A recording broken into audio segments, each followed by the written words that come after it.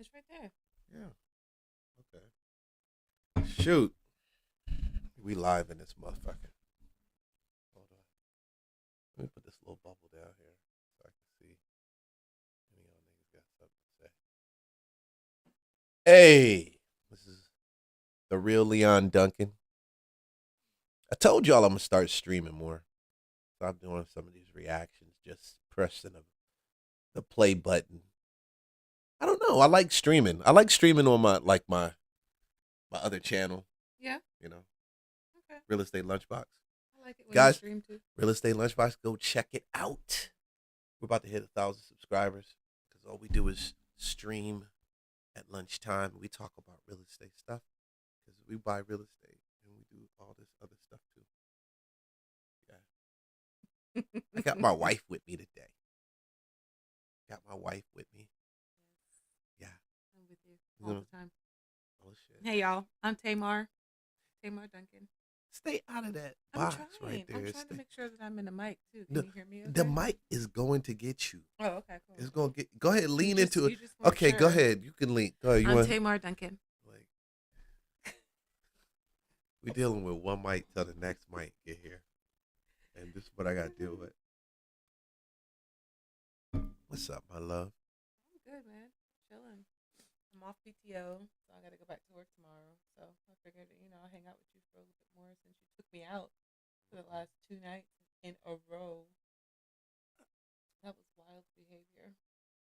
It was not wild. Yeah. I was calm. I'm calm.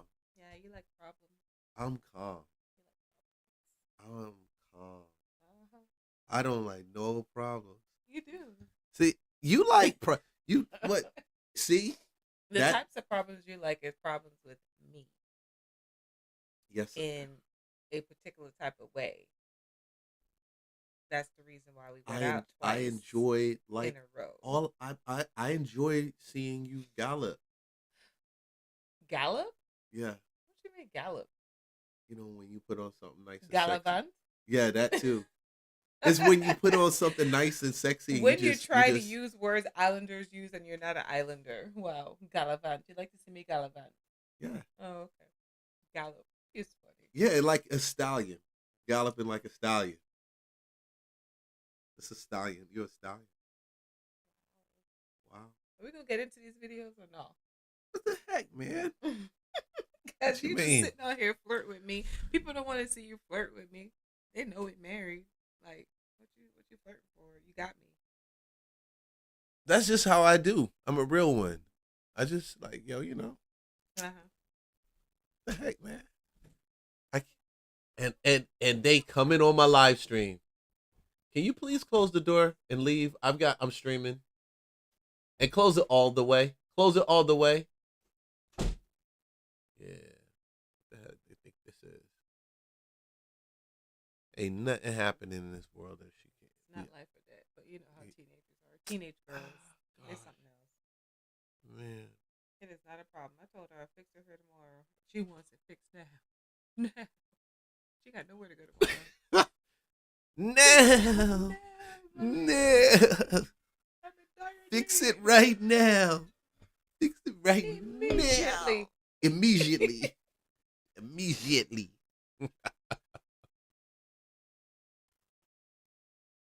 Then when you tell them, you're nice. You're a good mom, though. Oh, thanks. You're a real good mom. Yeah. I appreciate that. You know what I mean? Put on some, put some sexy pants on, for her man. No, weren't pants. They were shorts. Yeah. For her man. And, yeah. Okay. I'm glad I'm not a pastor like Jamal Bryant or some shit, because niggas be mad. They be judging me all the time. They judge you just for having they judge you just just for breathing, just for existing, just for being pretty. Pretty people get hate.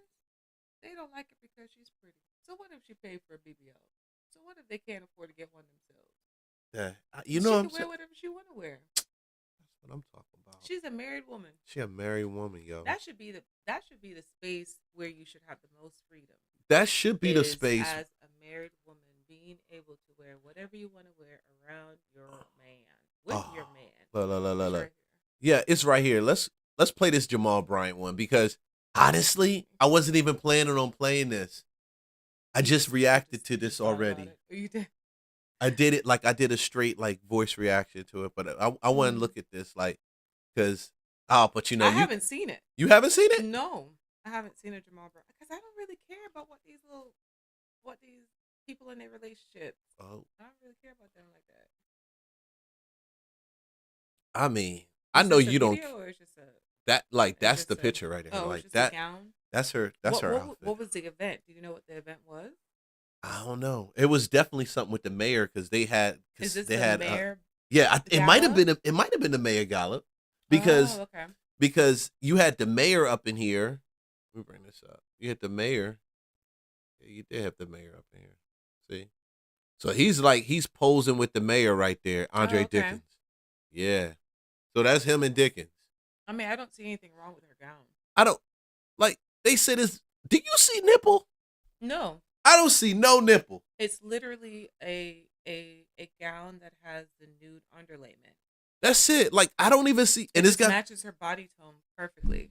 I don't see no nipple in this. No. I was thinking Joker's gonna come out with like a nipple. They be like, "Ooh, look, you see her nipple. You see like the booty crack or something like that." I think it's a beautiful dress, and she pulled it off very well. Does she have any kids? We don't know, do we? Does she got? I think no. She don't got no kids. I don't think she does. Nah, I don't think she got no kids. To me, shit. That's just making it do what you do. Her body looks great for how old is she? 50? Yeah, I think she like 50. Mm-hmm. I think she like 50. She should flaunt it. She should show it off. She's a married woman. So my boy responded. I wanted a wife I would rush home to, that I wanted to be excited to see. When we walked in there, I said, shake it fast, watch yourself. If you don't have nobody that you excited about, trade that booger in and find you somebody that Negroes can talk about. How did you bag that?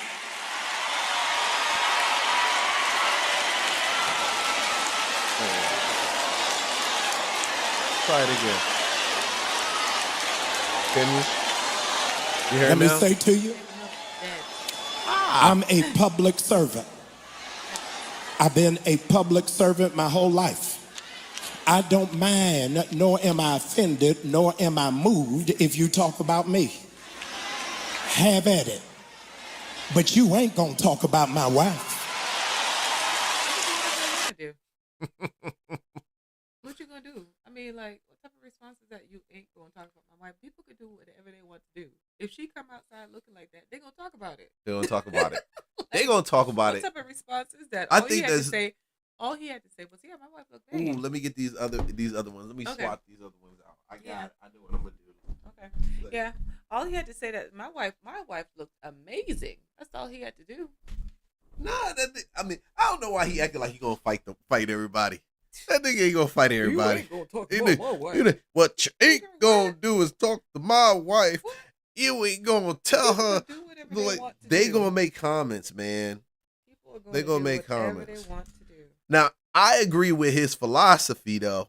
You know, I mean, and I personally believe the people who feeling the way they feeling, you know, are typically they hating. Yep. It is coming from that Christian boy. They hating. They hating. It's the religious folks out here. That's what. The ones that what's up? What you doing? I'm just trying to unravel it for you. Oh, does it look weird or something like that? Yeah. Man, yo, you know you married to the real one right there. She don't let you get up on here on no live stream with some weird behind thing looking like. I'm not gonna have you looking janky. You're not gonna let me look janky. No.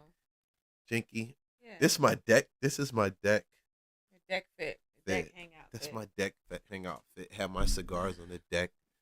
You know what I mean? With the heat blazing and the TV roaring, I come up in here and do this for y'all people, for the peoples. Yeah.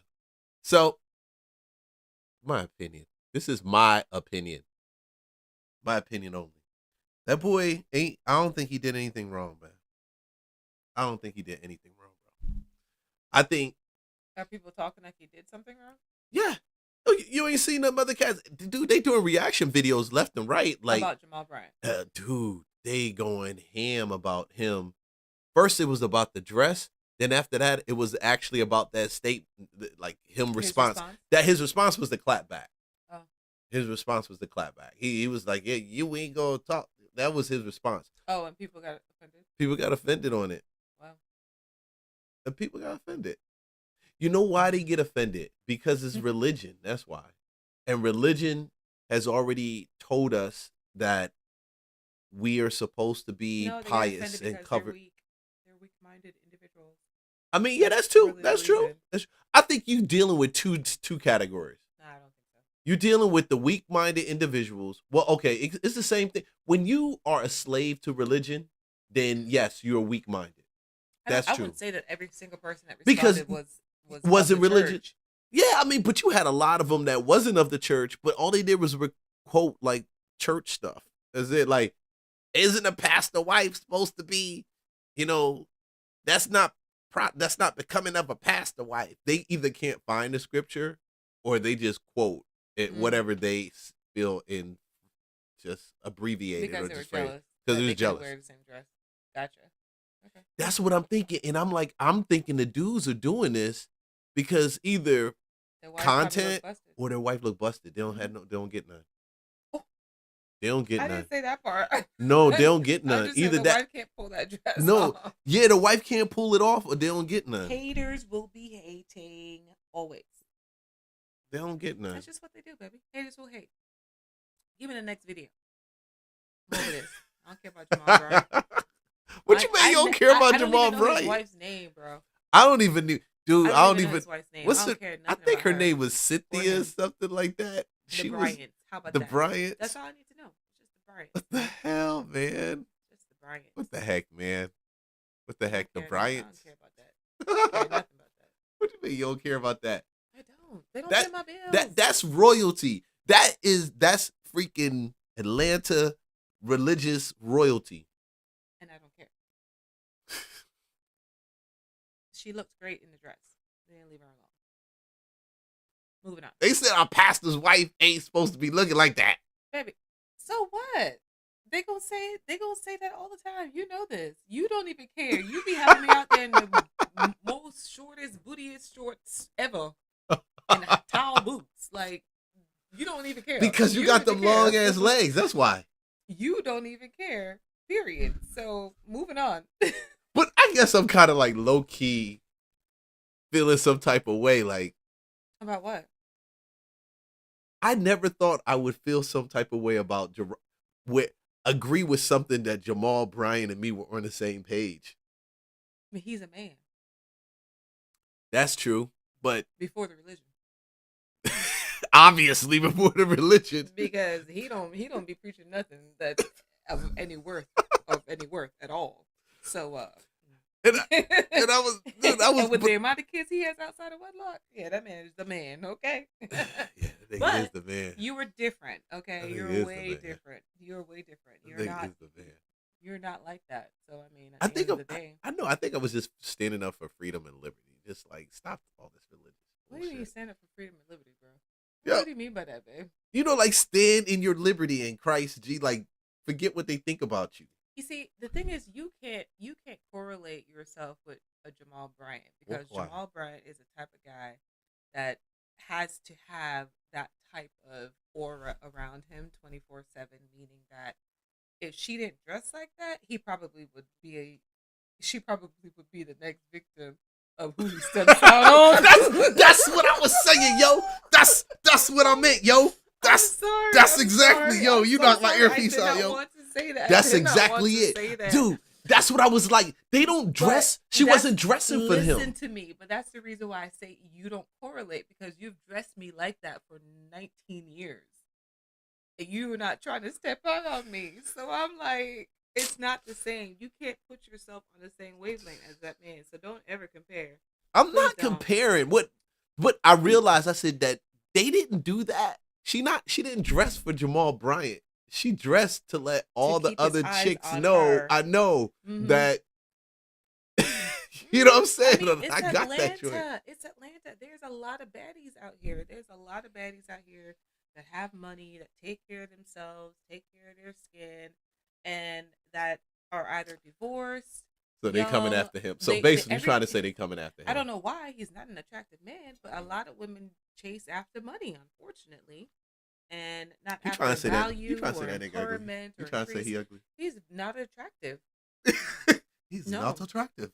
No, not by Not any attractive. means. Not He's by any not. means. I mean, he's not. I'm not sorry. It is the truth. You think he is? Yo, that he's a Kappa, yo. I don't care. The Kappas when I was in college didn't look like him. I don't even, man. Shoot. Okay, moving on. Dude, Hopefully he doesn't see this. I'm like, this is. I don't think this. I'm just- I don't think nobody cares about what we talking about Okay, in this good. little podcast. This Okay, little good. stream. You don't think so? Yeah, this channel only has like 90 subscribers on it, yo. Oh, okay. I was growing the other one faster. Oh, This okay. one only has like 90 subscribers on it, and I came back and I said, I think this, and I do think this channel should be like where we Like- just kind of vibe on. Yeah, honestly. I everything like else the because I'm vibe. getting business What you stuff got in for your the cup? other one. Is that coffee? It's a Oh, latte. okay. What you doing drinking my lattes? Dude. Those lattes are mine. What's wrong with this chair, dog? You need to That's- fix this chair. You need to put some screws. The in hell, your man! dog I'm chair, streaming. man. You can't be putting that shit all out here in these streets like this, thinking like I can't afford a Toolbox chair right or over some there. joke like that. Toolbox right over there. I'm just fine. You can get to work later. I was so like, let me I'll set add up that to this. your honey to-do list. I was like, let me set this thing up and get it rocking, just because I was trying to do something for the new year, you know, and get it rocking. Yeah. So I was just throwing everything together. I didn't even think about it. Boy, Because when I this got the one just opportunity, I came- just dragged it. yeah, exactly. It's fine. It's perfectly fine. But I almost fell all over into your laptop. Oh. You know, we don't See, want you any of that trying- on you camera. look. Anyway, next. What the hell? What What's the next heck, video? man? Show me the next video. What else you trying to have me have mouth verbiage for? What's you trying to show me? Okay. These So people doing out here. look. After this weekend, no lie, Yeah. I said shit. I'm about to this Atlanta date and shit. So, so I just anyway. Oh my gosh, this weekend was last night was ridiculous. Did you hear that lady behind us? Oh my god. See, I knew. Look, you like next. Mm. What was that chick? What was she? Was she drunk?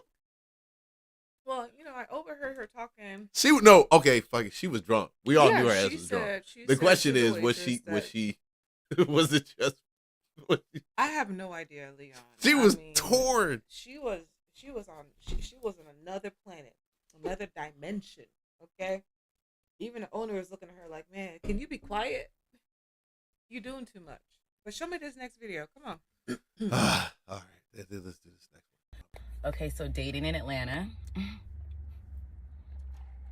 has been nothing short of a disaster. I can't even say it's been interesting because I've dealt with things out here that I have never dealt with before in my life. She seems a little old, babe. I need to know what your experiences have been because I'm just confused at how things work out here. From what I've gathered, there's a lot of maybe like pick-me's, pick-me-shas, women that, because I've been in contact with men that have, they're established, they've got their money together, like, they're pulling in well over six figures, so really good men on paper and really nice looking also. Mind you, I've dated only online because for whatever reason, I've been told this as well, like men don't approach you out here. It's like most of the time, I've had one guy approach me when I've been out. But everybody says everybody dates online. So that's what I've been doing, right? So, first guy that had money had said that he, I hate to say it like that, but I mean, there wasn't much else to him but that. He had like a $500,000 a year job. He was a little bit older. He was like in his early 50s, but I mean, like well established, nice looking, like seemed like he was a nice guy. He had invited me to go out over the weekend, although he didn't make. Okay, I'm gonna stop this Mm-hmm. 500,000. Mm-hmm. He just told her he just made 500,000. I mean, I've had friends in the past tell me that when they've hung out at bars, dudes introduce themselves that, hey, I'm an executive. I made $800,000 a year, 700,000, 600,000. They do that all the time in Atlanta. It's been like that for a hot minute. She must not be from here. She gotta be. So I'm acting like this is strange and off the hook, but niggas lead with superficial shit anyway. Yeah, they always have. And it seems like it becomes more and more prevalent. I know I felt it and I feel it like when we chilling out and I mean you looking nice and homeboy try to slide over like next to you. Mm. And it's because I'm just chilling like I don't give a fuck because I know our relationship. Mm-hmm. It's like he just feel like he can come off like superficial. What is up with this? Why are these niggas leading with superficial numbers? Like why? All of why? them do. Every single one. Like And when then they have they wonder why. conversations, they talk about their And that's the careers, reason they talk about what they're doing. and they wonder why the quality of the women that they buy deal models. with. I want that. I think to me, you only gonna get what you cast, what you put out. Mm-hmm. If you whatever you project is what you're going to attract. Mm-hmm. If you project superficialness, you're going to attract superficialness. I mean, I agree with you, but do they care? I mean, if you're just trying to smash, yeah, exactly. You have to wonder what that guy is looking for. He's just looking for a good time. He's looking to hang out, or is he looking for a long-term relationship? Because many a time, I would find that many guys are not looking for a long-term type of scenario if they're leading with their bankroll. You know what I'm saying? And as you know, of all the stories that I've told you when we used to hang out at this one place that we used to like to go to a lot, I've had multiple bottles bought for me with your allowing that to happen, and them thinking that something else was going to take place or transpire, and I'm like, okay, bye. Like it's and I've told every single person that I was married. Every single person would approach me at the bar, I'd be like, yeah, my husband's here, he's right in there, and they would just not care. So I mean, at the end of the day, I think they're just looking for a quick one night stand when they start talking about things like that, because they figure that that would be the quickest and easiest way to get to what they want, which is the end result. they're trying to clap. Mm-hmm. They're trying to clap. That's all they're trying to do. They're just trying to clap. Yeah, I mean, and like I said, she looks to be a little old not to know and understand it. So she's just not attracted. So basically, so for whatever reason, she attracted those type of guys. That's what should be the question. I mean, but that's Atlanta though. But you can know there's quality guys out here in Atlanta. There are, but they're not on dating apps. Nope. They're not on dating apps. A quality guy is not going to be on a dating app. Like plans, it was just known that we were going to go out, and the night that we were supposed to go out, or I would say on Saturday, because we didn't go out on Friday, he calls and he's like, or he messages me and he's like, oh, I had a really long day at work today, and I'm about to go home and get dressed and get in my drop top and, get on this freeway and go enjoy my night. And I was like, okay, I didn't say anything. Next day he messages me, good morning, beautiful, whatever. And I was like, oh, good morning. And I said, did you forget that we were supposed to go out last night or this weekend? And he's like, and he didn't really, I forget what his response was, but it was just kind of like kind of brushed it off. And I said, well, you felt the need to let me know that you were going to be getting in your drop top. Was that for a reason? I didn't need to know that, so he got upset about that. And basically, was just like, I don't think this is going to work out. Okay, that's fine. That's fine. But so he didn't like the way she was flexing. Like she didn't like he didn't like the fact that she didn't like his flexing. Well, I mean, I don't get why niggas do that. Like, I don't get why these dudes do that. Why do they turn around and flex like that? Because they don't have a woman at home. But can't you read the room that she's not that tight? She don't look like no baddie like that. She don't look like a baddie. Men don't care. What do you mean men don't And then care? she said, that she's dating primarily online, so it's not like he could see her face or see her facial expressions. They literally were just texting back and forth about what he was getting ready to do. And to answer your question, like why are men like that? Because they're fishing for compliments. They're single. They're Why by y'all niggas like themselves. that? They're I mean, like, egotistical. They why want do you somebody think? to tell them Actually, they're I'm you saying, doing. why do you think men are like that? They're egotistical. Mm. They want to hear that they're doing a great grand job because she said he was 56, so if I'm pretty sure he's went through a divorce.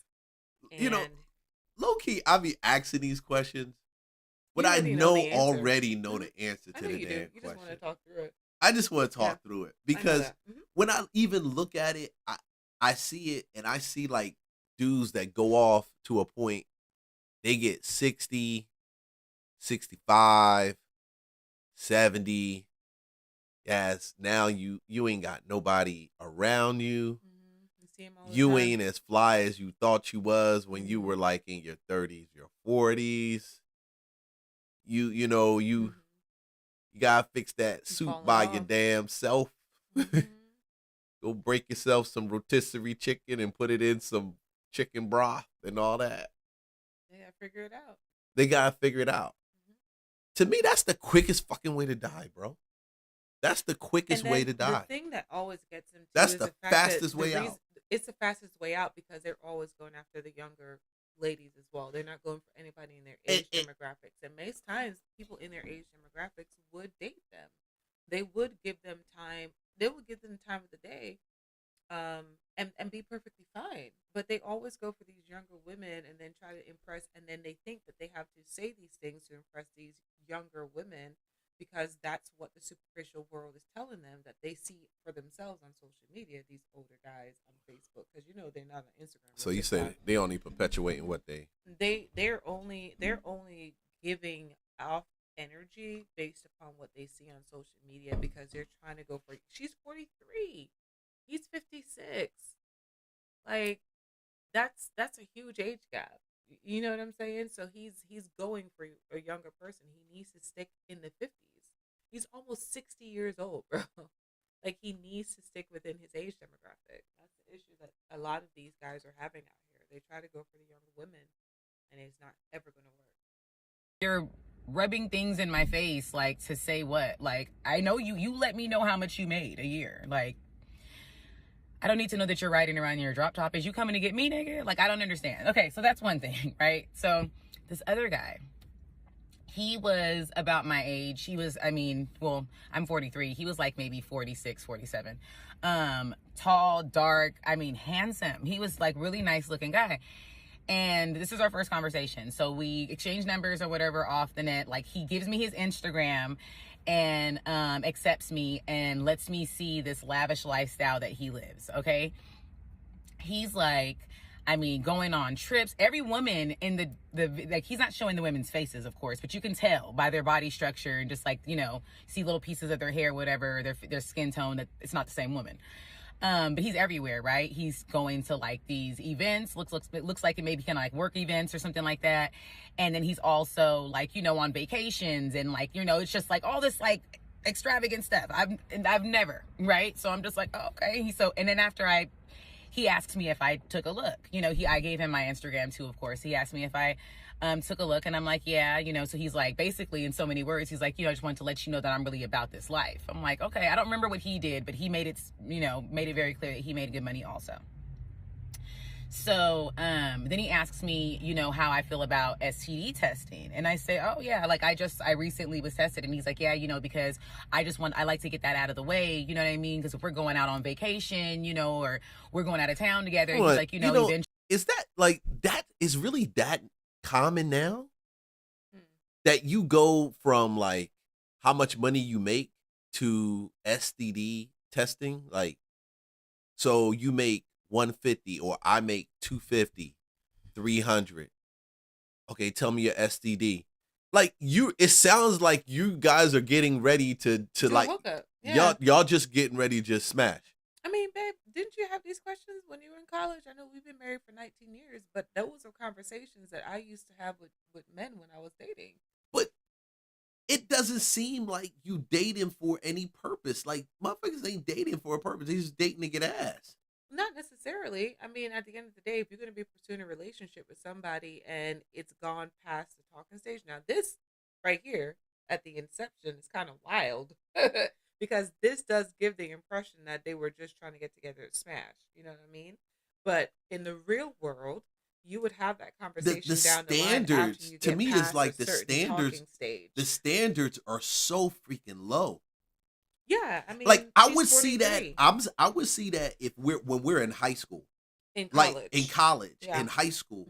That type But of question. that But type of approach. But babe, By these the people time you're are- in your 40s, your 50s, by the time you you're at think you that should be stage, married, but a lot you of them should be aren't. you no, you don't have to be married, but you should be moving a hell of a lot different. Not asking those types of questions. Not and just asking sleeping around those with a whole like bunch of random people. premature type of questions like, and money should never even be on the table. That shouldn't be. Why shouldn't it be? Because it's always, to me, it's never money about for the sake of, it's money, you're using that as bait. And it's the most superficial type of deal. You're using it as bait. That means to tell me that's your only arsenal, that's your only piece in there? You think that's it? They do. I mean, we don't know what any of these guys look like. Obviously, like you said, she's not a baddie, but a lot of these men are out here thinking that they are baddies. Apparently, have you seen that TikTok going around? This guy thinks he's a Actually, baddie. it's going to get to that. I'm like, I agree. I feel like that's very Let me responsible, go. right? Like, especially in Atlanta, you hear all the horror stories as far as like, the AIDS rates and stuff out here. So, okay, I'm like, cool, I'm on board. So he asks me when was the last time I was tested, and I tell him, I was like, actually, it was like about a month ago at that time. I had just got out of a relationship, whatever. So I went and I got tested, and he's like, okay, would you mind sending me those? So I block out certain information. I send it to him, no problem. So he's like, oh, you go to LabCorp or whatever the place was that I went to. And he's like, it's the same place that I go to. And I'm like, oh, okay, cool, whatever. And he's like, oh, well, since you showed me that, we go to the same clinic. Like, we ain't even got to worry about all of that. Worry about all of what? Because I didn't have a HIV test. I just had like everything else. For whatever reason, I didn't get the HIV test at that time. I've got it now. But he's like, oh, we don't have to because we go to the same place. And I said, well, what does that have to do with whether or not you or I are clean, or we, what does that have to do with anything? And he was like, it's just, I know that you go get tested, so like, it's cool. I said, well, no, I think that we should just go ahead with your initial plan and get tested. Why not? Right? Like, if what you're saying is true, like, like, I understand what you're saying. Tell me why this man, I had to go do something with my daughter. So like the conversation, this is all through text. So the conversation ended or whatever. I let him know I had to, get back to what I was doing, and I would hit him up later. I hit him up about 2 hours later. I was like, hey, just got my daughter down. Like, what are you doing? Tell me why this man blocked me. Blocked me. I was like, I mean, I don't feel no type of way, but do women really do that out here? Are niggas just really, I hate to say niggas, but it's just some nigga shit. It's just some ignorant shit. It's not black men shit. It's not, you know what I mean? It's just ignorant. If it's a white boy doing it, he a nigga too, because his ass is running around here being ignorant. But who does that? Are there really women that like these men just let them know that they have money and they're just like, oh yeah, let's, you know what I'm saying? Or whatever. Even the dude, the drop top guy, like he was convinced, I'm sure, by letting me know that he was going out in his drop top, that somehow that was going to get me all excited. What? That's some simple issue. That's some simpleness going on there. Just like I told you, it's just, those types of men are the ones that are online. I don't know why women that want a man of value date online. I think she's frustrated because she just doesn't know how to recognize value. I think it's hard to see that online though. It's like you're just. But no, they've had right different or conversation. She had conversation. She says she spoke to them. No, she's texting. It says all. She literally said this conversation happened all over text. That portion. No, she was the whole thing. So you think she's? It's a weird way to date. I'm sorry. I know that some people have met some good, people on there, and I don't know if they're still together today. But I mean, I don't think it's a wise form of dating. I think you really should get knees to elbows with the person and really have a good conversation. Like even speed dating is better than doing online dating. I So agree with you. because Speed you get a dating is probably chance to better than actually on. see that And person you actually get speak to and see actually how they talk to them. function In in a a social environment. yeah, yeah. Yeah, because texting somebody because you match with them based upon their profile and their imagery that they present to you, because there's no guarantee that person even looks like that. So you could also be getting catfished. But events, meetups, run teams, chess teams, whatever, speed dating, that's way better than online dating, man. And there's been others. Like these are just two. That I just came up with. I had to tell you about the STD one, but you know, I feel like it's very like sassy with the men out here. And I hate to say it like that because I love black men and I want to be with a black man. Like that's all I want in my life. But at the same time, I'm just like, it's very like cocky and egotistical and very much like, come on, I'm going to take you on trips and let's go. And, and then they're going to be on to the next doing it. You know what I'm saying? It's a little disappointing. The dating scene in Atlanta is a little disappointing. And I mean, I'm from the Bay Area and I know that my attitude, because I'm very straightforward, is very off-putting for a lot of the men that are out here, because I'm sure that they deal with a lot of pygmies. That is what I'm gathering from it all. However, there are some very beautiful black men out here too, and I'm looking forward to meeting, whoever is meant to cross my path. But the ones that have, I'm just like, it's very confusing. I damn near, like, if I was at my wit's end, I probably would have tapped out by now, because I've got so many stories just off this online dating. It is insane. But if you are out in Atlanta, Georgia, wherever in the world, honestly, make sure that you get, people get tested, because going to the same clinic is crazy. Mm-hmm. Yeah. I still believe, and it's true. The best way to actually meet somebody is to have somebody introduce them to you. Mm-hmm. I agree. Like the best relationships always based on some introduction, some type of group private setting, some type of connection between individuals that either are able to vouch for another person's like character or how he is.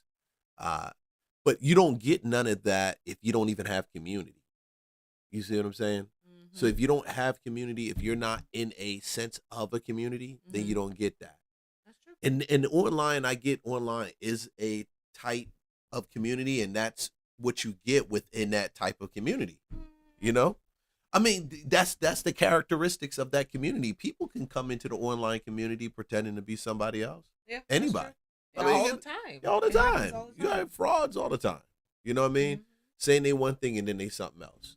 So dating online, that's not crazy. But I always say that's the best way to actually meet people is actually have somebody introduce you to them.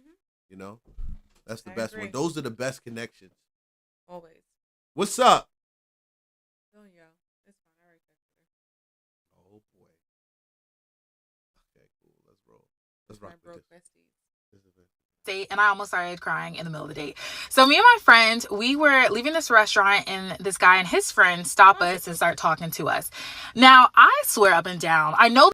What's up with these gosh darn nose rings? Now, she looks younger than the other lady who looks older, but they both have these freaking nose rings in, like hoops in their ears. Like, what is that? That is the most unattractive thing on a woman ever. All right, continue. The hoop? What you mean, like the hoop earrings? Yes, like the nose rings? I mean, like growing up, like in the 80s and so forth, like having a little pierce, like right here, a little stud. That's cute. That's demure. But a hoop or anything that like clips onto your nose and is dangling off, looking like boogers, I think is absolutely ridiculous. Because I always think they have something in their nose when I look close like that. That's more like a liberal thing, I think. I don't know, but they each have it on the same side. Like the other video, she had it on the same nostril as well. I think it's anyway, continue playing. Don't mind me.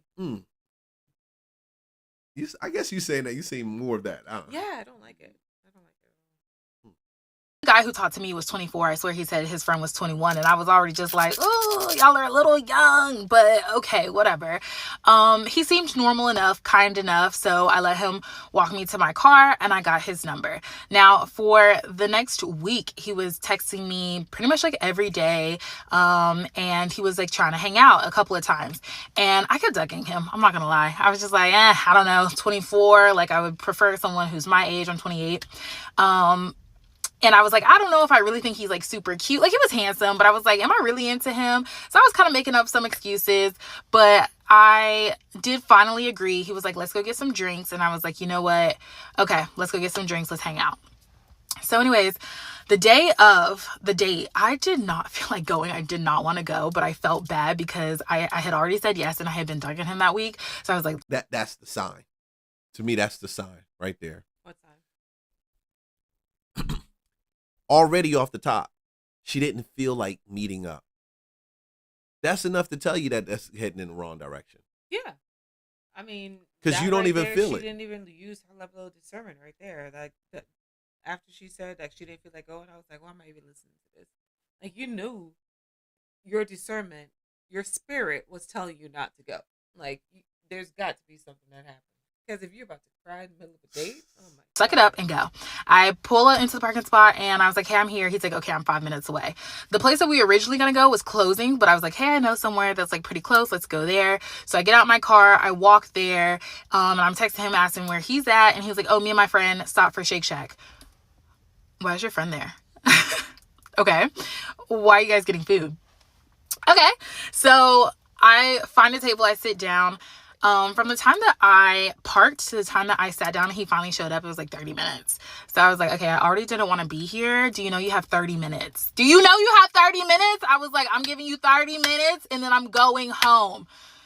So I order one drink and he just gets a water. And I was like, oh, you're not going to drink anything? And he was like, no, I don't really drink.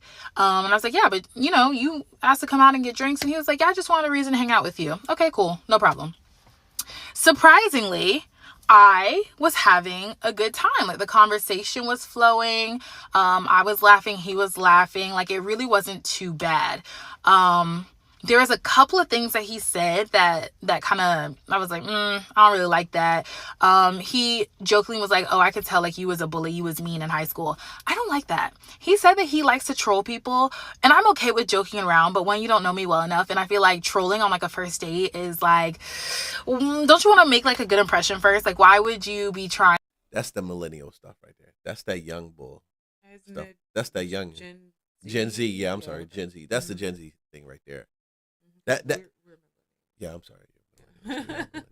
That's a Gen Z thing.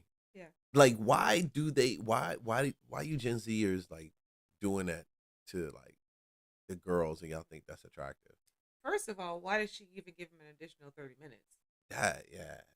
Like, I've raised our girls to be way more cutthroat than that. Like, we don't have. You should have seen it coming. Yeah, you should have seen it coming. When you're late and I'm on time, no.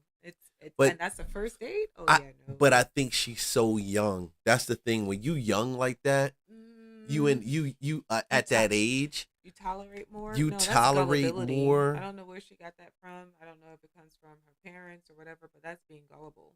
You think that's being gullible? Yes. That's being extremely gullible. Mm-hmm. She don't come off like she's gullible, though. Oh, she said a lot of things that made her very gullible. She said, first of all, I didn't want to go, which was a red flag. I would have not gone.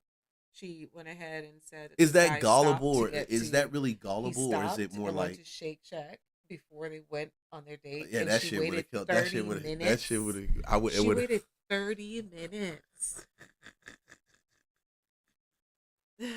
I don't know who taught her. You got your boy with you. I got my boy with me, Blue. I don't know who taught her. Like, no. I got my boy with me, Blue. When was I ever that patient with you? Like, you were always on time. Granted, you were always ahead of time. But no. No.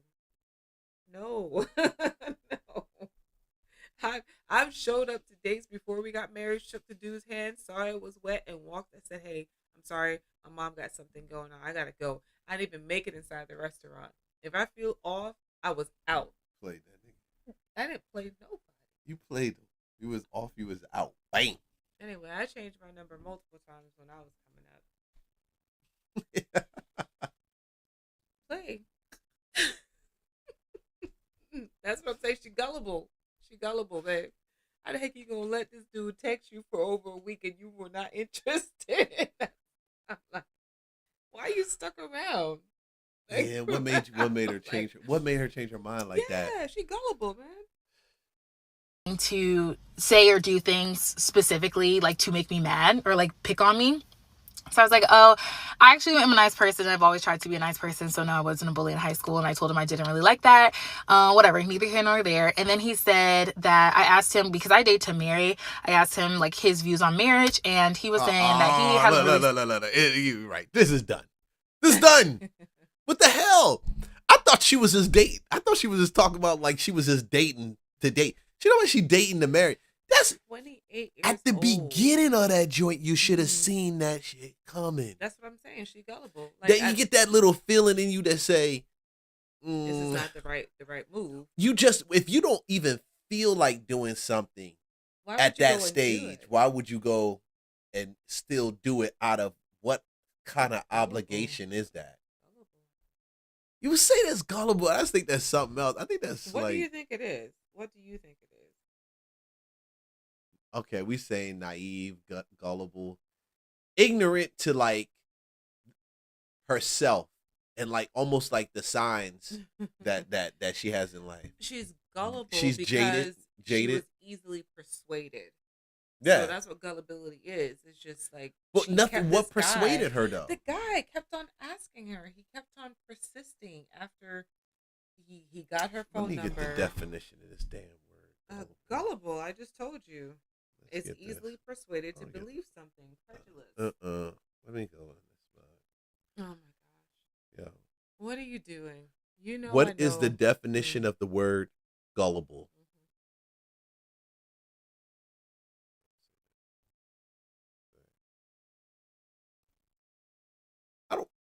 You know what? This is in Chat GPT.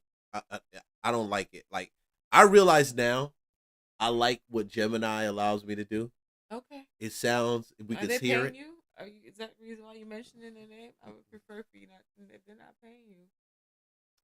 What does the word gullible mean? I just literally gave you the definition. Like, you're being gullible right now. Yeah, to be gullible means that a person is easily deceived or tricked because they are too trusting of others.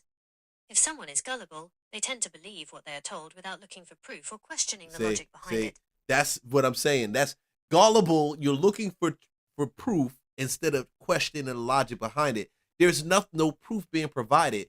I say the word is naive. This is the word naive. And you know what I'm saying? And I say she's naive too. She's like spiritually dead, like sensitivity, naive to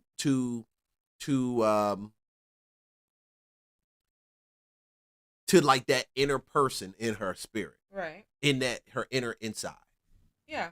Okay. You know, because like you're not listening to your spirit. At 28, again, you're not expected to be at that level of discernment or wisdom or capability of judging what scenario you're walking into. However, it's some 28-year-olds that got that though. We got married at 24. You were 28 when we got married, and yeah, I had a very high level of discernment. Like, and as did you, and as do you, and as do I. So it's never been a scenario for us that is an example of what this young lady has put herself through. The level of naivete that she's experiencing is probably from her upbringing.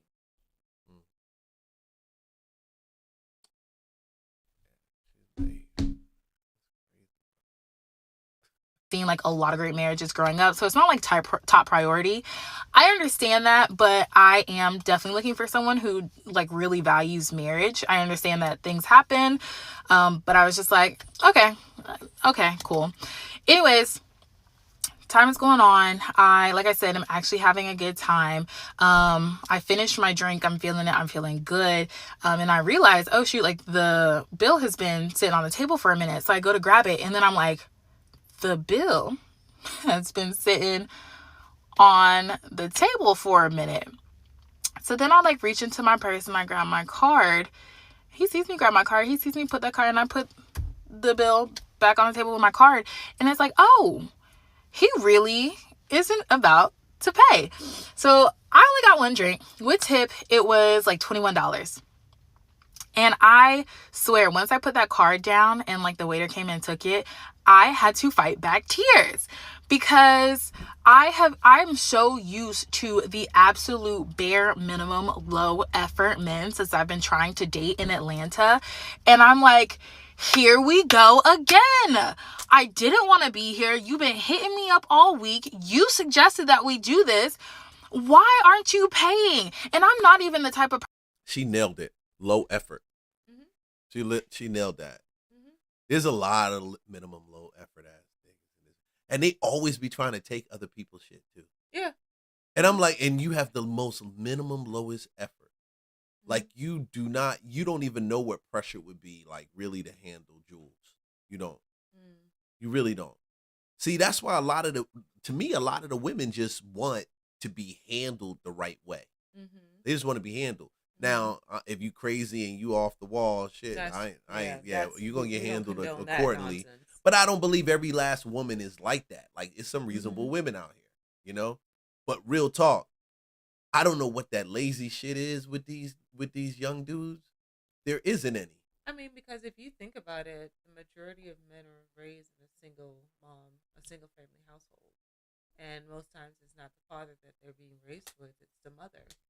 And mothers, fortunately and unfortunately, cannot be a father. They can't ever lead that man to be a caretaker or take care of things because mama has been handling it all their lives. And that's probably what he's been used to. 25 years old or 24 years old and allowed for this young lady to pay the bill, a $21 bill. That's asinine. That comes from a single family household. Bad. That's really bad. Yeah. That's really He's used to his mom pulling out her card. That's really bad. Man, when I was at that age, hell no. I wouldn't even take a girl out if you didn't have the money. I wasn't even, if I wasn't covering it. It was like no such thing as this 50-50 shit. It wasn't. Like, you taking a girl out, you're going to pay, you're going to cover it. Yeah, I don't do 50-50. I don't like 50-50. I don't know. But the standards have been lowered so much that 50-50 is... Women have allowed it because they have started making money, and it got really predicated, or it got really popular with the men because the men started having their egos bruised to the point where, okay, well, if you got money now, you can pay some bills and I can pay some bills, and we can work together. And so over time it became to the point where now dudes are comfortable just allowing for the girl to pay her way because she's making money. But now, as women are getting older, and this young lady probably hasn't realized it yet because she's only 28, as women are getting older, they don't want to keep on working as hard as they have been working. That's true.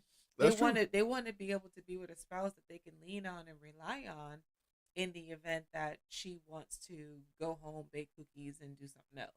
You know what I mean? So it's like, you don't want to be out there. Hold on. What? You said, hold on. Go home, bake cookies and do something else. What's something else? Well, you know what I'm talking about. Oh, no. Oh, yeah. I know what you're talking about. Go home, bake cookies. Yeah. And she would want to have that option. But a lot of women, unfortunately, nowadays can't have that option because they're having to settle for, men that are not entrepreneurs or men that are doing a 9 to 5 and they only make like $50,000 to $80,000 a year. Whereas this woman probably has been making 6 figures a year ever since she got out of college because she did the highest echelon of whatever she needed to achieve. And then for her to pull back, there's no option to because she pays the majority of the bill. So in this stint, she'll be working all her life. He'll be working all his life. So it's just like, it's just gotten is not the same as to what it was before, where men were the only ones that were seen as suitable individuals to be able to be paid or get a job. Like even for Black men, it was an industry wherein I think we were segmented to for quite some time. So blue collar work, and then on the Caucasian side or even a different race side, you've seen it where they have been more garnered towards the white collar work. You know what I mean? Mm-hmm. So even in that space, like you're thinking railroad on this side, you're thinking electrician, HVAC, all those different people, and they probably plumbing. They've probably been in these fields forever, but never had the leg up to open up their own business and grow to huge levels of credibility, like a Ragsdale Plumbing or whomever else big plumbing name that you see out here. Many of them are owned by a Caucasian. I have never seen a big, huge plumbing company, as an example, that's been owned by an African American. Okay. So they end up staying in these roles that only pay them a certain amount of money per year, and they never can get out of that. And so, again, because women are here making six figures, they have gotten to the point now where they're just like, okay, well, since I've been paying all the bills, I might as well keep on paying all the bills now. You know what I mean? Without a dude really there. Yeah. Mm-hmm. And then sometimes they'll yearn for companionship. I think you get to a certain age, though. Don't you get to a certain age where start yearning for companionship? Yeah, where you start like yearning for a companionship. Yeah, you see a lot of different interviews that you've seen out here, even with what's that dude's name that used to play football. But he had an interview. Cam Newton. Mm-hmm. He had an interview with one of those ladies, and I think she had mentioned, I think she's 43, and she was just like, yeah, the same guys who I thought were going to be around when I decided to be finished with my career are no longer around. So the pickings are slim. Yeah, I the saw pickings that are really slim. I saw that one. So yeah, after a certain amount of time to agree with your statement, they are looking for companionship. Like nobody wants to be alone. Nobody wants to be alone. Some people do, but that's a rarity. Even that person would own like a dog or a pet or something.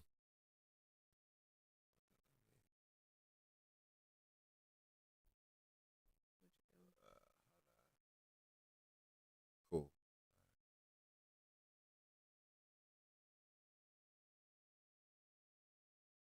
I am still streaming. I was just over here making sure. All right. Yeah, I think you're right about that. I said I think you're right about that. Mm-hmm. Oh boy. Let's finish this. Person to be like, he needs to be buying me steak and lobster and like, you gotta have money and blah blah blah, because no, I've been buying my own stuff since I was 16. The only time I expect a man to pay for me is my dad, but I'm like financially responsible. I be taking care of myself. So no, I'm not looking for someone who so I can just sit at home, kick my feet up, and you take care and pay for everything, especially if I don't know you. On a first date, I'm not expecting you to spend all this money on me, but it wasn't all this money. And for me, I just felt like it was the principle. You wanted to get to know me. You want to spend time with me. Why don't you want to put in the effort? You know what I mean? Like, why don't you want to do this to make a good first impression? Why don't you want to do it? Why don't you want to do it? Why won't you treat me with respect? He's a mama's boy. Why won't you love on me? Why won't you? That's the worst thing you can do, to ask somebody, why won't somebody do something? Yeah, man. If you won't you? If you gotta go through all of that, obviously. Where the hell is the dignity at? You know the answer if you gotta go through all that. Where the hell is the dignity at? Why won't you? Why won't you? Anytime you gotta scream to make a dude do something, like, why won't you? Mm-hmm. Why won't you? Yeah, that's crazy. Oh my goodness. Why don't you care enough to do that? So yeah, I definitely almost cried when I was sitting there realizing that, because I'm just like, oh, another one. There's billions of people in this world, and you're telling me that I have to settle for a guy who isn't considerate enough to like pay for the date. So anyways, he walks into the car and he's just like, Amia, like, I really haven't met anybody that's like you. I had a good time. Text me when you get home. I did not text him when I got home. Did not text him when I got home. And we haven't talked since. Good for her. So, I just feel like I do need to run a tighter, stricter ship, because I have settled in the past and I have been like, well, it's only $20. I'll pay for it. And you teach people what you allow. And I just really don't want to have to settle for somebody who's just going to do the absolute bare minimum or less. So, yeah, if you're dating in Atlanta, girly pops or boy. Honestly, I don't think she's wrong for that. No, of course not. I don't think she's wrong for that. I don't think she's wrong at all. It's a lesson learned for her. But at least she's going about it the right way. She's hanging out. She's out in person. She's meeting people. But again, she has to be able to turn up the notch on that discernment level so that she's able to pick up on whether or not she wants a person to walk into her car. Because at the end of the day, like, I didn't know she was actually dating to actually get married. Yeah. And she didn't really even start with that. No, she didn't. I mean, but even if she, no, that shit. I mean, but at the end of the day, if you're dating to get married, that's some level of like trickery to yourself because you legit said that this guy was too young for you. You knew he was too young for you. You allowed him to walk you to the car, and then you still gave him your phone number, even though you're dating to marry. It's just a youth. She lacks wisdom, like you said. Naivety. Yeah, definitely naive. Yo, that's it, man. Yeah. Yo, shoot. Man, we did our first little live stream together, we did. High and five. we made it a reaction. See, you need to fix his chair. Don't be playing me on screen in front of all these people, y'all. Like, anyway, yeah. Our first reaction video together. I appreciate you inviting me. Thank you so much. I'm going to get to bed now. Damn. What's up with that? Yeah. Go to bed. Go to bed. I'm going to get in the studio. Yeah. Okay. Thank you for joining. You're welcome. Yeah. Dun, dun, dun, dun. Dun, dun, dun, dun. Dun, dun, dun, dun.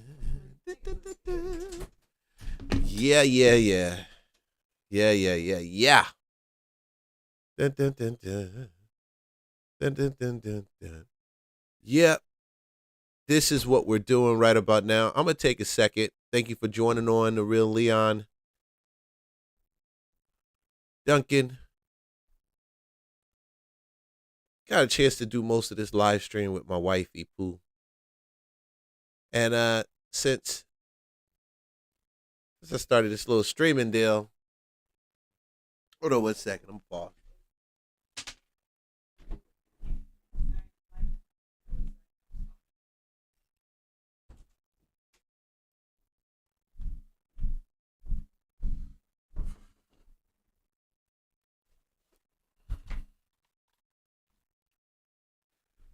All right, here we go. I want to talk real quick about this Venezuela deal, man. Venezuela. Yo, this is dope to see what's going on in Venezuela. I think it's so freaking dope. When I say so freaking dope, it's like, to see the people, man, just happy because they're free from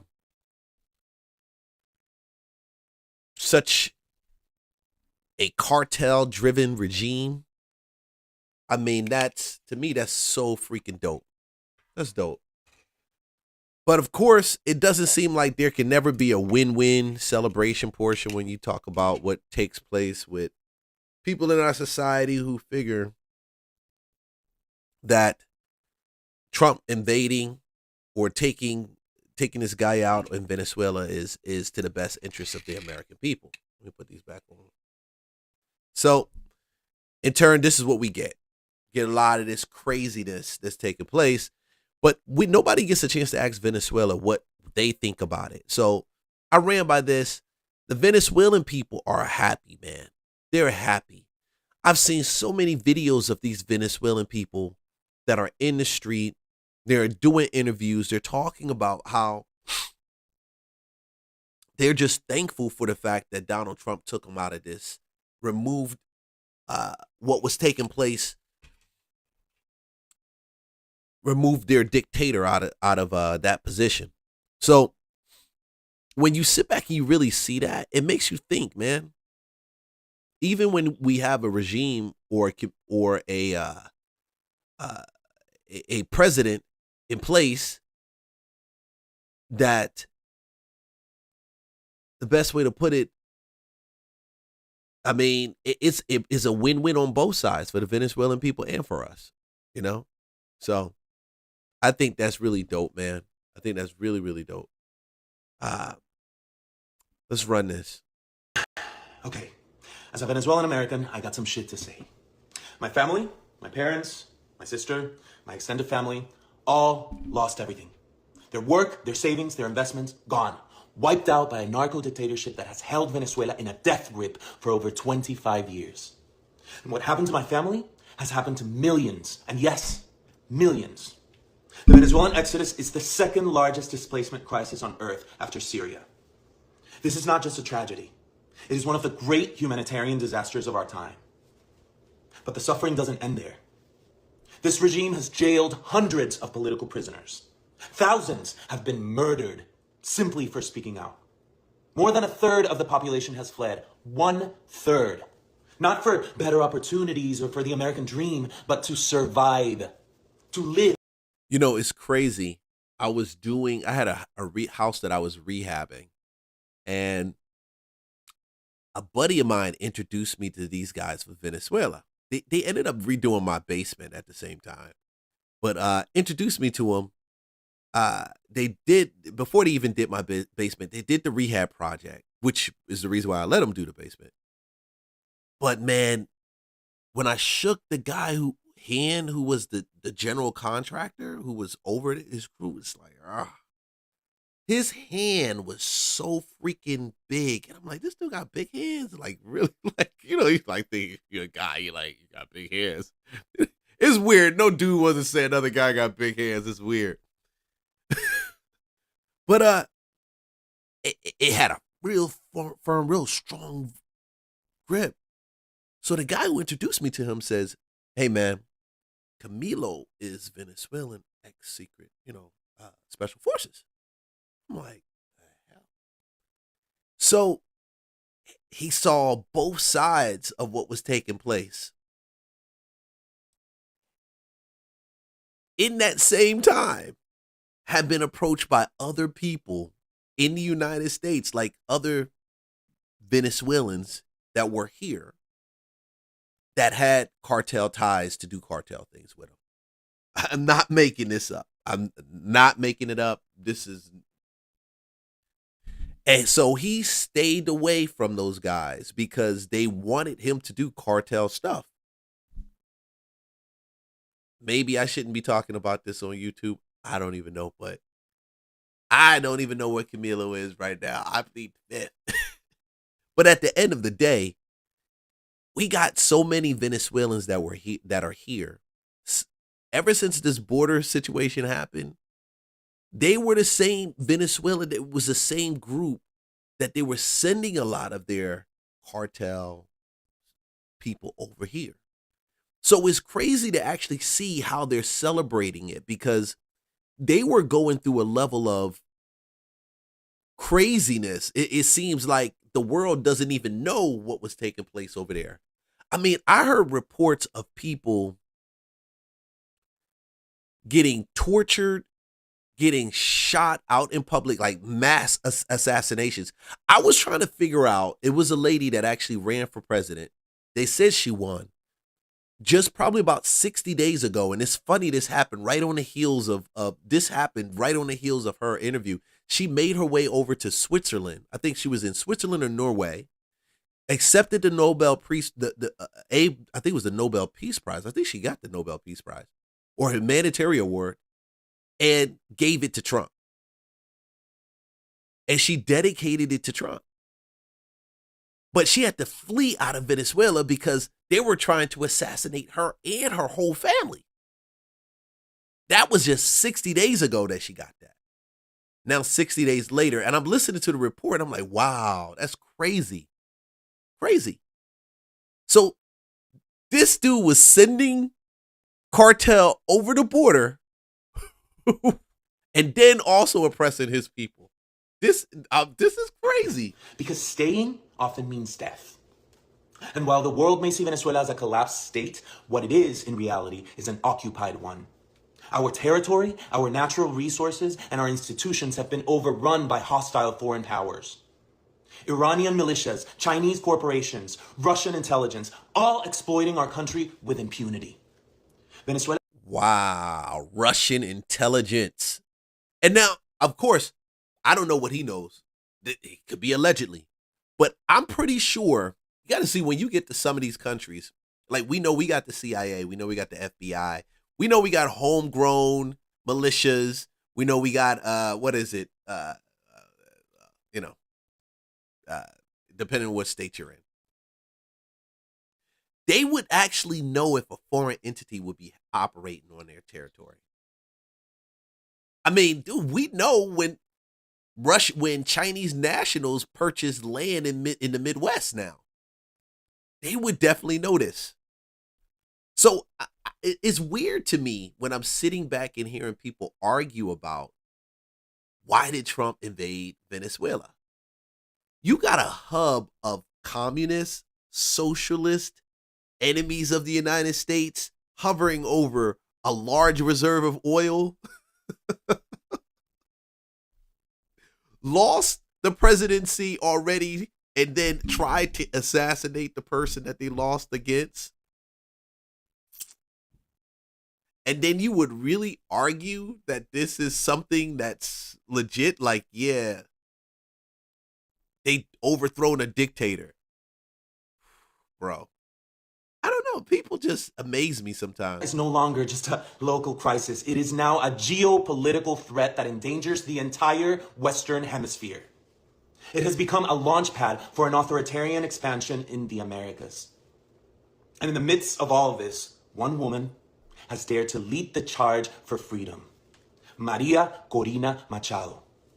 In 2024, against every odd, she led a peaceful democratic uprising that won the election. Her team smuggled physical voting receipts out of the country, hard proof of victory that the regime tried to bury. Her courage has lit a fire in the hearts of millions of Venezuelans, desperate to believe that change is still possible. But now some have questioned her decision to dedicate her Nobel Prize to Donald Trump. Okay, I get that. But here's the truth. It was a brilliant strategic move in the global chessboard of politics. Maria Corina is no fool. She knows exactly the kind of man Trump is. She knows how much he campaigned for it, loudly and relentlessly, to win that very same prize. She knows how symbolic and personal that recognition is to him. And precisely because of that, she understood that this gesture might be the thing that keeps his attention focused on Venezuela at a time when U.S. presence and pressure in the Caribbean is rising. She didn't dedicate that award to flatter him. She did it to protect and preserve the one kind of power that could help shift the course of history. Because for her, this isn't about pride. It's not about optics. It's about freedom. And let's be very clear. Maria Corina is not asking for the U.S. to invade Venezuela. Yeah. We live in a... I think we've probably woken up various different ways to some of the propaganda in our country. And this is the thing about it, man. I'm not saying messages of patriotism is off. I'm not saying that, man. But you are dealing with a large group of Americans who don't know globally what's going on. So we've never lived in a place before where we're not superpowers, masters of the universe type of people. We've never lived there. And I don't even know if Americans can even handle not being masters of the universe anymore. I really don't. To really think that a country like China would actually outpace us, it should make the average American nervous. And I know we got all these other things we got to take care of. You got to take care of kids. We got to take care of bills. We got to take care of all this other stuff. But you wonder, I'm doing all this stuff, but yet this is still happening. Venezuela. People are criticizing Trump for what he did in Venezuela. They say he bombed and kidnapped our president. No. Let me be clear. That man was never our president. He is a dictator. We didn't vote for him. Our elections were stolen. And when we protested, our kids were sent to prison. Minors were tortured. Girls were forced to prostitute themselves in prisons just to get food, to get a piece of bread. And where were all of you then? Where were all of you, liberals? Where were all of you? Where were all of you? You said nothing. You did nothing. But now you suddenly care about international law? I mean, now you all talk about human rights? Maduro didn't lead Venezuela. He kidnapped an entire country. So, no, Trump didn't kidnap anyone. No, he did not. He removed our kidnapper. And for that, we're thankful. You can divide politics all you want. But don't tell Venezuelans, do not tell Venezuelans how to feel about being free from a dictatorship. I don't know why we don't believe that most of these Latin American countries aren't already, their presidents and their leaders aren't already sold out. When I say sold out, I mean like they're like totally sold out. They're bought and paid for it by the cartels already. They bought and paid for it by them. Because there's no way you could possibly have something like that, like cocaine, crack, some of these things be so easily accessible, grown in their country, right? And this is a real good one right here. Grown in their country and make it all the way over to our country. Dude, they bought and paid for it, bro. Come on, man. Y'all gotta know. Y'all gotta believe this. The former vice president of Venezuela, Delcieloina Rodriguez Gomez, is now the interim president of the country. She is a former lawyer that specializes in labor relations, same as me. Now, we are waiting to see what happens, but she is saying that she is in total control of the government of Venezuela and she has no fucking idea where Maduro and his wife are being held. Delcy is a very well-known diplomat. She is Minister of Social Affairs and Popular Power and also a known member of the Socialist Party in Venezuela, as her father and many of her relatives. She knows Spanish, English, and French. And she is a motherfucker.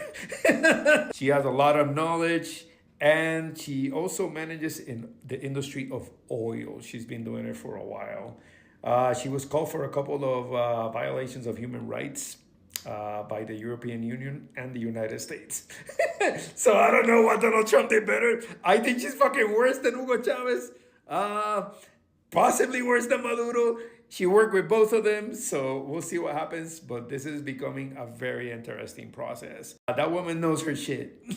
I don't know what the United States is trying to accomplish here, but I think they're making things far worse than it was. Oh, wait. I forgot something else. She has multiple sanctions imposed by the UN. Including by the Belgians, the French, the United Nations, and the Swiss. So, she's shady as fuck. Now we're good. Que tenga buen día. You know, and that was the only thing I said. I said, when you turn around and you remove one dictator, and all you're doing is really cutting the head off of the snake. You remove one dictator. You don't really remove his regime, right? Think about it. The people everywhere from his VP to anyone, generals, commanders, they're still in place. That ideology is still there. So yeah, you got the guy that probably met with the cartels and they did cartel stuff. But you still are dealing with in a place where the VP, she was definitely bored in on it. And you know she's bored in on it. No way. No way she's bought and paid for and put in that position as the VP and not in on it. So I guess what is the purpose? Like, what are they trying to achieve? I don't know. But I do recognize this. It is a fact. Not a shadow of a doubt, man. You got a bunch of people that appreciate the fact that Donald Trump did what he did.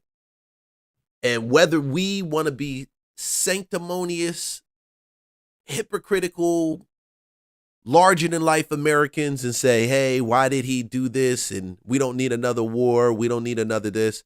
You still have people that appreciate it. And I personally believe, when I look at everything, that this is a scramble to beat China on a long term. We're talking about China making moves towards Taiwan because they need that for their manufacturing of chips. They've already secured a lot of major natural earth deposits in Africa and scattered throughout the country. They've got a strong relationship with Russia when it comes to their fuels, and then they also have good fuel reserves. Trump sees the full picture, and they got to understand that you got to have all those things going on to make it. So he's got to make those moves. We have to actually make those moves to position America to be able to compete. My family's still in Venezuela, and I've been looking forward to this day for so many years. Thank you, President Trump. I'm so happy because now Venezuela is free. People have been gathering to celebrate the fall of the U.S. regime. Many of the people here told me they fled Venezuela either during Maduro's regime or during that of his predecessor, Hugo Chavez. Behind me, you'll see people chanting. Just a few moments ago, they were chanting, "It's fallen, the regime has fallen." The mood here is absolutely ecstatic. There you go. Hey, man. Like, subscribe, follow for more content. We're going to do more these live streams. We'll get this thing figured out, get this thing flowing really well. Join the Patreon over wherever you're at. Guys, I appreciate you guys. Thank you very much for taking the time to check me out. This is Leon Duncan, the real Leon Duncan, and I'll be back with a lot more to talk about.